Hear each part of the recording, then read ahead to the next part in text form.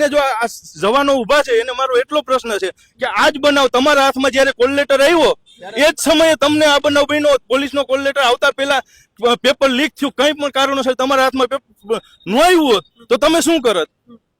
તો તમે પણ આજે પ્રોટેસ્ટમાં હમણાં થોડાક ટાઈમ પહેલા ગાંધીનગરની અંદર જે મહિલાઓ આંદોલન કરતી હતી, બરાબર, એ પોલીસની જે ભરતીનો હતો પ્રોબ્લેમ, એના કારણે જ આંદોલન કરતી હતી મહિલાઓ.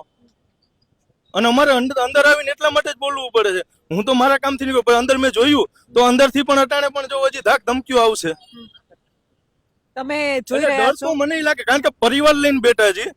હું મારી હમણાં ધરપકડ થાય, કાંઈ પણ થાય, પરિવાર મારો છે, બધા મને ખીજાય, આ બધા ડરના કારણે મારે વહી જવાનું છે. તમે નીકળી જાઓ, નહીં તો તમને ખબર પડશે. પાછળ એ ભાઈ બિચારા, મારે એમનું ધ્યાન રાખવું પડ્યું. અહીંયા જે છે પોલીસ પ્રશાસન જે છે કોઈને મીડિયા સાથે વાતચીત કરવાનો મોકો આપતી નથી. મીડિયા સાથે વાતચીત કરવાનો પણ કોઈને મોકો આપવામાં આવતો નથી. એ ભાઈ મારી સાથે વાતચીત કરી તો પોલીસ સીધી ત્યાં પહોંચી ગઈ.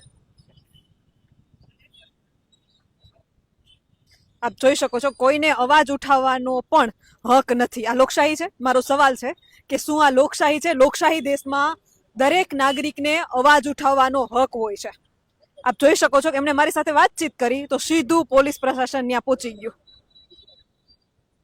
અને આ રેસકોર્સ ગ્રાઉન્ડ છે, આ રેસકોર્સ ગ્રાઉન્ડ છે. જનતાને જે સમસ્યા છે એ બોલવાનો અધિકાર નથી રહ્યો, તો આમાં ક્યાં લોકશાહી છે? મારો સવાલ એ છે, લોકશાહીની વ્યાખ્યા શું છે? લોકોથી, લોકો વડે અને લોકો માટે ચાલતું શાસન એટલે લોકશાહી. તો આમાં લોકશાહી જેવું કશું બચ્યું નથી. મારે એમને કેવું પડ્યું કે આ સાઈડથી જયારે પોલીસ આવતી હતી તમે નીકળી જાઓ, કારણ કે એ કોઈ વિદ્યાર્થી નતા, એ સામાન્ય નાગરિક હતા. સ્થિતિ ખૂબ ખરાબ છે ને આજે નહીં બોલો તો ક્યારે બોલશો?